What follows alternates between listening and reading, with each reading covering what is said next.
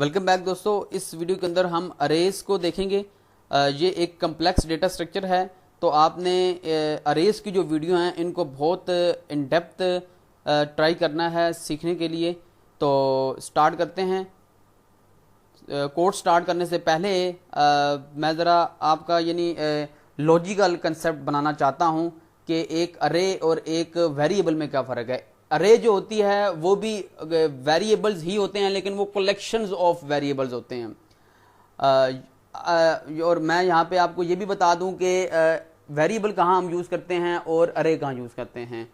देखें, जब कोई भी सिंगल वैल्यू हमारे पास होती है तो हम क्या करते हैं कि उसको किसी एक वेरिएबल में हम स्टोर करवा लेते हैं। वो स्ट्रिंग भी हो सकती है, वो फ्लोट भी हो सकती है, वो कैरेक्टर भी हो सकती है, यानी डेटा टाइप के हवाले से मैं बात कर रहा हूँ। वो वैल्यू कोई भी हो सकती है।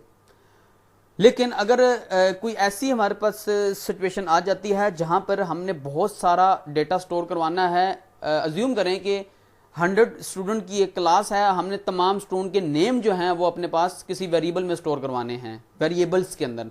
तो क्या हम 100 वेरिएबल्स लिखेंगे? आप लिख सकते हैं, लेकिन ये एक बैड प्रोग्रामिंग प्रैक्टिस होगी, क्योंकि हमें बहुत सारे यानी स्टूडेंट का डेटा चाहिए। अब देखें स्टूडेंट अब देखें कैटेगरी एक ही है। अब स्टूडेंट 1 स्टूडेंट 2 हम क्या इस तरह नाम बनाएंगे, तो ये भी एक बड़ा बैड बैड प्रोग्रामिंग है कि हम 100 वेरिएबल्स बना दें डिफरेंट नेम्स के।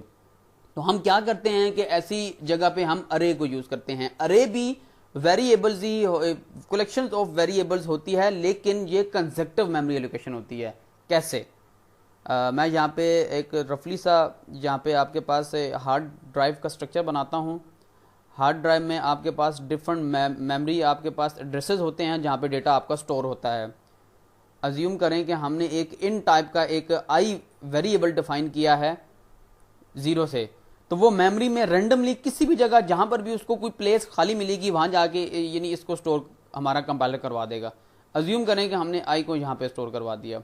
नेक्स्ट हम एक वेरिएबल लेते हैं इंट z इक्वल टू 0।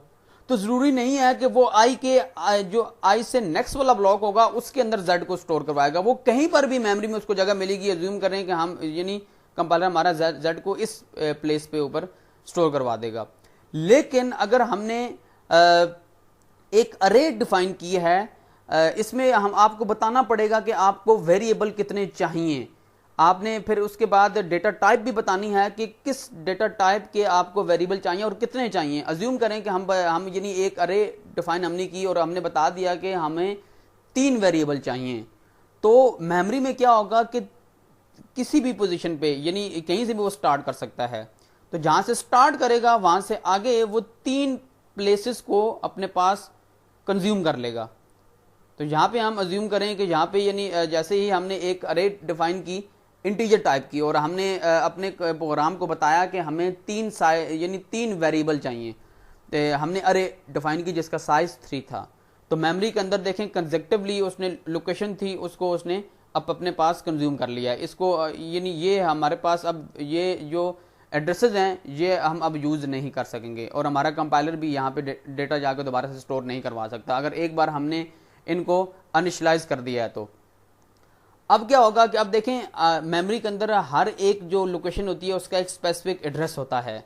तो एड्रेसेस उनको कॉल करना और उनको याद रखना काफी डिफिकल्ट प्रोसेस होता है, तो ये कंपाइलर खुद ही करता है। अब आपने क्या करना होगा कि आपने बताना होगा कि आप कौन से अब देखें 3 वेरिएबल हमारे पास यहाँ पे मौजूद हैं अरे में, लेकिन जब हमने डेटा इंसर्ट करना होगा या उनको उन वेरिएबल को डिस्प्ले करवाना होगा तो हमने उनका एड्रेस बताना है। कैसे? ये इंडेक्सेस होंगे। अगर हम टेक्निकल टर्म में बात करें तो इंडेक्सेस में हमने क्या करना है कि ये जो पहला इंडेक्स होगा इसको हम 0 बोलेंगे, ये 0 इंडेक्स है। उसके बाद 1, उसके बाद 2। तो अरे के जो इंडेक्सेस होंगे, अरे के जो वेरिएबल्स होंगे वो 0 से स्टार्ट होंगे। हमेशा याद रखिएगा, कभी भी वो 1 से स्टार्ट नहीं होने वाले। तो ये आपने अपने माइंड में बात रखनी है। मैं आगे चल के आपको बताऊंगा जब हम कोड स्टार्ट करेंगे कि इन इंडेक्सेस को हम कोड के अंदर कैसे लिखेंगे। डेटा हमने डिस्प्ले करवाना है या उसके अंदर जो अरेज के जो वेरिएबल हैं उनके अंदर कोई वैल्यू स्टोर करवानी है, तो हमने इसी तरीके से इंडेक्सेस को कॉल करना है और स्पेसिफिक पोजीशन पे डेटा को स्टोर करवाना है। तो चलते हैं अपने कोड की तरफ। यहाँ पे हमने वाइल लूप का जो बनाया हुआ था, डू वाइल लूप का, सॉरी, इसको हम यहाँ से डिलीट कर देते हैं। यहाँ पे देखें इंट नम के नाम से मैं अगर देखें यहाँ पे ये एक वेरिएबल डिफाइन होगा अगर मैं यूं इसको डिफाइन करूं तो। लेकिन अगर मैं आगे बड़ी ब्रैकेट्स यूज करता हूं और इसके अंदर कोई साइज आपने लाजमी डिफाइन करना है, नहीं तो इस तरह ये एरर देगा। या मैं 3 लिख देता हूं, तो इट्स मीन कि मेमोरी के अंदर किसी जगह पे क्या होगा कि कंसेक्टिवली 3 ब्लॉक्स जो होंगे वो हमारे लिए रिजर्व हो जाएंगे डेटा को स्टोर करवाने के लिए। तो ये हमारे पास बन चुका। अब हम इसमें डेटा स्टोर करवाना चाह रहे हैं। अब देखें मैंने बताया था ना कि 3 वेरिएबल्स हैं, तो पहले वाले का पहला जो इंडेक्स होगा वो 0 होगा, सेकंड वाला 1 होगा और थर्ड वाला 2 होगा। तो आपने सेम उस तरीके से नम लिखना है। नम के बाद आपने इंडेक्स बताना है कि आप कौन से इंडेक्स पे वैल्यू स्टोर करवाना चाह रहे हैं। इसमें हम 12 स्टोर कर देते हैं नम, इसमें हम 13 स्टोर कर देते हैं और इसमें हम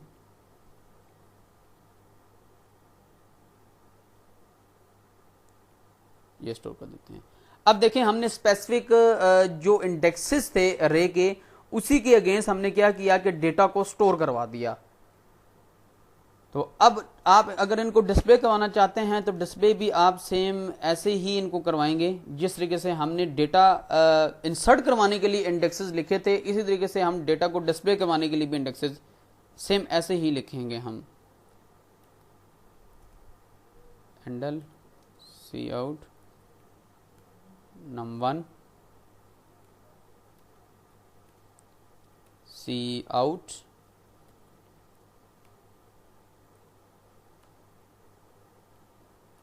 num2 हैंडल। तो अब देखिएगा कि ये जो हमने डेटा स्टोर करवाया है जो कि हमारे पास इंटीजर टाइप के 3 वेरिएबल थे, मैं आपको समझाने के लिए बता रहा हूं कि ये वेरिएबल्स नहीं है, ये एक अरे है, लेकिन आप समझने के लिए आप इसको एज अ वेरिएबल कंसिडर कर सकते हैं। ये हमने कंसेक्टिव मेमोरी एलोकेशन को यूज़ किया है। यहाँ पे हम इसको रन करते हैं। सॉरी, यहाँ पे हमने स्ट्रीम इंसर्शन ऑपरेटर नहीं यूज़ किया, सॉरी, यहाँ पर भी नहीं किया, सॉरी, मिस्टेकनली समझाने के दौरान मैं भूल गया।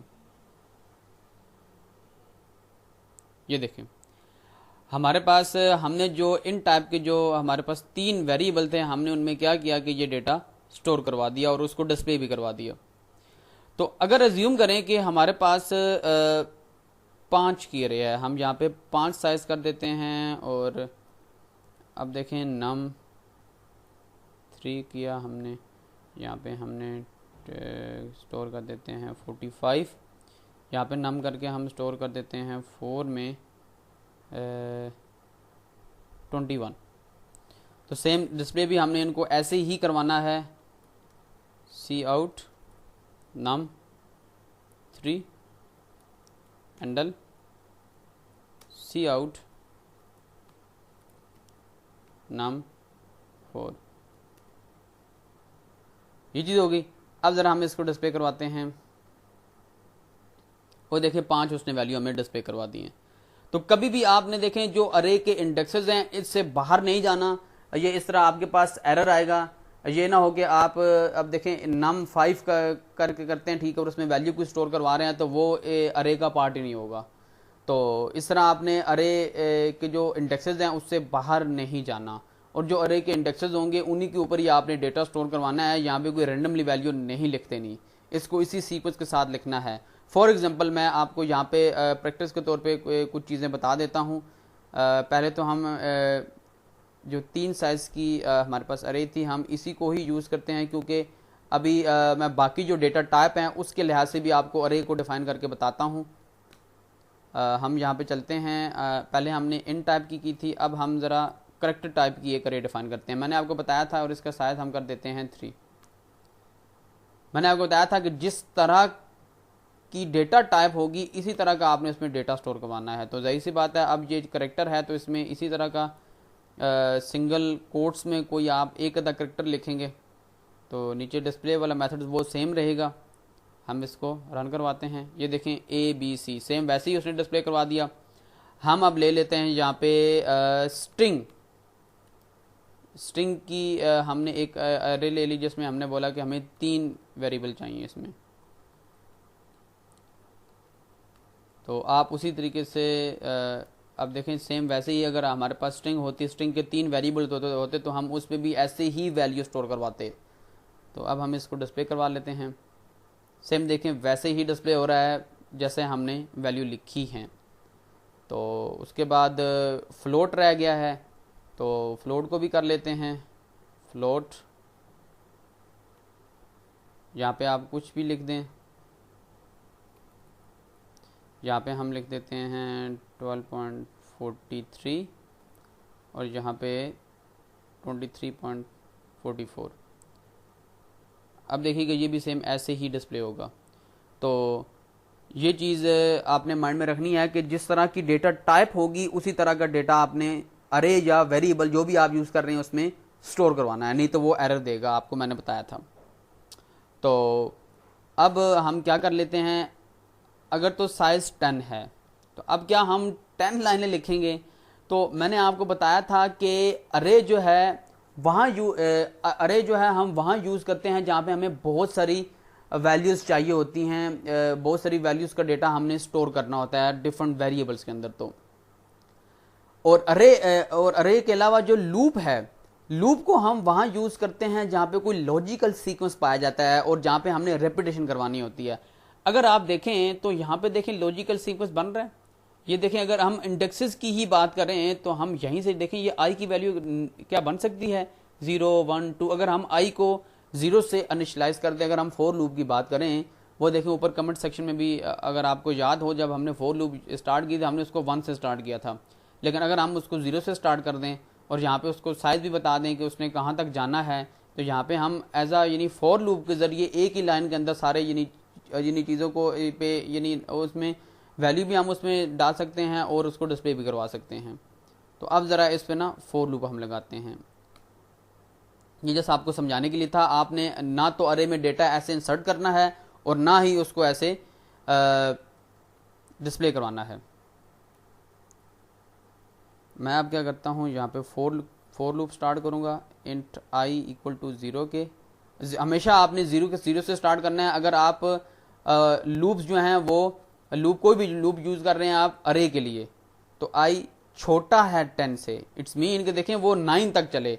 अगर आप इक्वल टू 10 कर देंगे तो ये रॉन्ग हो जाएगा आपके पास, सॉरी ये इस तरह करेंगे तो ये रॉन्ग हो जाएगा। तो या आप यूं कर लें इक्वल टू और फिर या आप यहाँ पे 9 कर दें। सेम आगे इंक्रीमेंट आपने ऑपरेटर लाजमी डालना है ये वाला, इस तरह भी ठीक है। लेकिन ज़्यादातर जब भी ये अरे को डिफाइन किया जाता है तो वो ऐसे ही किया जाता है। आप यानी आई छोटा है 10 से तो ये 9 तक चलेगा, 0 से लेकर 9 तक, क्योंकि लास्ट वाला जो अरे का इंडेक्स होगा वो 9 होगा। तो हम यहाँ पे क्या कर लेते हैं, डेटा को इसमें इंसर्ट करवा लेते हैं। नम में हम देखें नम ऑफ आई करेंगे। अब देखें आई की वैल्यू पहली आइटरेशन में क्या है, पहली आइटरेशन में 0 है, तो देखें यहाँ पे 0 ही आ रहा है, तो हमें यही चीज़ चाहिए थी। तो यहाँ पे हम इसको इक्वल कर देते हैं, आई के इक्वल कर देते हैं, या आप ये कह दें कि आई ही कर देते हैं। तो यहाँ से इसको ज़रा समझने की ट्राई कीजिएगा कि देखें आई की वैल्यू 0 है और हमने पहले इंडेक्स पे 0 ही स्टोर करवा दिया है। तो इसी तरीके से ये तमाम देखें नेक्स्ट हाइड्रेशन में क्या होगा, आई की वैल्यू 1 हो जाएगी, तो यहाँ पे 1 आ जाएगा। यानी आई देखें आई बेसिकली जितने भी वेरिएबल्स होते हैं जब हम लिखते हैं तो वो अपनी एक्चुअल वैल्यू वहाँ पे ज़ाहिर कर रहे होते हैं जिस जगह पे भी हम उनको लिखेंगे। तो यहाँ नेक्स्ट टाइम इसकी वैल्यू 1 हो जाएगी, तो 1 इंडेक्स पे हमने क्या हम स्टोर कर रहे हैं, 1 को ही स्टोर करवा रहे हैं। फिर इस तरह सेकंड जो होगा, थर्ड होगा, इस तरह करते करते जो 9 इंडेक्स आएगा, 9 इंडेक्स पे भी हम 9 को स्टोर करवा रहे हैं। तो इस तरीके से आप देख सकते हैं। अगर आप चाहते हैं, खैर मैं आपको नेक्स्ट में थोड़ा सा चेंज करके बताऊंगा। अभी ये तो हमने देखें डेटा को उसमें इंसर्ट करवा दिया। फिर हम एक और लूप लगाते हैं डेटा को डिस्प्ले करवाने के लिए, इंट आई इक्वल टू 0 के। सेम वैसे ही आई छोटा है या आई छोटा है 10 से और आई प्लस प्लस। तो यहाँ पे आपने क्या करना है कि सिंपली सी आउट करनी है, सी आउट लिखना है स्ट्रीम में इंसर्शन ऑपरेटर नम आई। अब देखें पहली बार में ये 0 इंडेक्स को जो वैल्यू पड़ी उसको डिस्प्ले करवाएगा, फिर 1 को, फिर 2 को, फिर 3 को करते करते फिर 9 तक ये जाएगा। तो हम साथ में एंडल भी लिख देते हैं इधर, सेव करते हैं। 0 से लेके 9 तक अब हमें ये नंबर दे देगा, ये देखें 0 से 9 तक। लेकिन हम चाहते हैं कि हमारे पास वैल्यू 1 से स्टार्ट हो, यानी अरे में हम 1 डाल रहे हैं। तो आपको याद होगा कि मैंने आपको पोस्ट और प्री इंक्रीमेंट के बारे में बताया था। तो अगर देखें मैं यहाँ पे प्लस प्लस डालता हूँ तो इसका कोई बेनिफिट नहीं होने वाला, कोई बेनिफिट नहीं होने वाला। तो अगर मैं यहाँ पर भी डाल देता हूँ तो इससे फिर हमारी जो लूप की इटरेशन है वो ख़राब होना शुरू हो जाएगी। तो आप क्या कर लें कि आप यहाँ पे एक वेरिएबल डिफाइन कर लेते हैं, बल्कि इंट के बजाय ऊपर हमने डिफाइन एक अरे की हुई है, हम यहाँ पे कोमा डालते हैं। यहाँ पे हम नम के नाम से नम को हम दे देते हैं वैल्यू 1 दे देते हैं, 1 दे दी। अब 1 देने के बाद हम यहाँ पे आके नम को डाल देते हैं, लेकिन साथ में आपने नम को प्लस प्लस भी करना है ताकि वो एक इटरेशन के बाद उसकी वैल्यू में 1 का इंक्रीमेंट हो जाए। अगर यूं कभी करते हैं तो आप तमाम इंडेक्सेस पे 1 ही स्टोर हो जाएगा। सॉरी, आपको यहाँ पे नहीं लिखना, आपने यहाँ पे लिखना है क्योंकि वो अरे है। सॉरी यहाँ पे क्योंकि मैंने आपको बताया था कि एक नेम से 2 वेरिएबल नहीं हो सकते। ये देखें मैंने क्या किया कि एक नेम से ही एक अरे भी है और एक मैंने दूसरा वेरिएबल भी उस नेम से बना दिया। तो हम एन के नाम से बना देते हैं। अब होप सो इंशाल्लाह एरर नहीं देगा। तो यहाँ पे देखें, यहाँ पर भी हम चेंज करते हैं एन। तो अब तमाम इंडेक्सेस पे ये 1 आ जाएगा हमारा। वो देख सकते हैं आप, तमाम जितने भी इंडेक्सेस थे उस पर पहले उसने 1 को स्टोर करवाया और सबको उसने डिस्प्ले करवा दिया। हम चाहते हैं कि 1 से लेकर 10 तक स्टोर हों। तो आप सिंपली अगर यहाँ पे प्लस प्लस लिखते हैं तो क्या होगा कि सेम ऐसे ही ये पहली बार में देखें ये पोस्ट इंक्रीमेंट है। पहले ये वैल्यू स्टोर कर यानी इसमें करवाएगा अरे के इंडेक्स में, और उसके बाद ये एन में 1 का इंक्रीमेंट करेगा। तो पहली बार 1 स्टोर होगा, नेक्स्ट टाइम जब ये आएगा तो इसकी वैल्यू 2 हो चुकी होगी, फिर 2 करवाएगा, फिर उसके बाद थर्ड टाइम इसकी 3 हो चुकी होगी। इस तरह हर इटरेशन में इसकी वैल्यू में 1 का इंक्रीमेंट होता चला जाएगा। हम यहाँ पे इसको रन करते हैं तो आप देखिएगा 1 से लेकर 10 तक उसने नंबर प्रिंट करवा दिया। और ये अरे के पहले इंडेक्स पे 1 स्टोर है, सेकंड पे 2, इस तरह करते करते जो 9वां इंडेक्स है, यानी ये 0 इंडेक्स है, याद रखिएगा। ये हम पहला तो वैसे अपनी आसानी के लिए बोल रहे हैं ना कि पहला है, तो वो 1 इंडेक्स नहीं है, वो 0 इंडेक्स है। तो अब इसी तरीके से आपने क्या करना है कि डेटा को इसमें इंसर्ट करवाना है और फिर उसी तरीके से आपने इसको यानी फॉर की लूप लगा के आपने इसको डिस्प्ले करवाना है। तो यहाँ तक आई थिंक सो आपको कुछ हद तक अरे के बारे में पता चला होगा कि अरे क्या है, इसको कैसे डिफाइन किया जाता है। हम मजीद इंशाल्लाह इस पे प्रैक्टिस करेंगे। अरे जो अरे है इसके ऊपर प्रैक्टिस करेंगे जब हम इंशाल्लाह 2 डायमेंशन अरे करेंगे, आपके मजीद कंसेप्ट इसमें क्लियर होंगे। तो यहाँ तक हमने अपनी जो अरे है उसमें डेटा देखें इंसर्ट भी करवा लिया। आप मुख्तलिफ किस्म की इसमें चीज़ें कर सकते हैं। आप यहाँ पर कहते हैं कि मैं चाहता हूँ कि 2 का इंक्रीमेंट बीच में हो जाए, नहीं ये तो रॉन्ग हो जाएगा। आप यूँ कर लें, यहाँ पे आप n लिखते हैं, आप n equal to n plus 2। अब देखें इसका मतलब ये है कि n की जो वैल्यू है उसी के अंदर ही आप 2 का प्लस करें और वापस n को असाइन कर दें। तो अब ज़रा देखिएगा, अब ज़रा आपके पास चेंज आउटपुट आएगी। ये देखें 1 3 5 इस तरीके से हमारे पास सारे नंबर आते चले जा रहे हैं, और नंबर जो आ रहे हैं हमारे पास। तो अब आप चाहते हैं कि आपके पास इवन नंबर आए, तो आप यहाँ पे 2 से स्टार्ट कर दें। अब वो 2 का इंक्रीमेंट कराना शुरू हो जाएगा। आप देखें आपके पास इवन नंबर स्टोर हो जाएंगे। इस तरीके से आप डिफरेंट किस्म की लॉजिक लगा के अरेज के अंदर डेटा को स्टोर करवा सकते हैं। तो मिलते हैं अपनी नेक्स्ट वीडियो में, जिसके अंदर अरे के ऊपर ही हम मजीद थोड़ी सी प्रैक्टिस करेंगे ताकि आपको मजीद थोड़े से कंसेप्ट का पता चल सके कि अरे को हम कैसे कैसे यूज़ कर सकते हैं।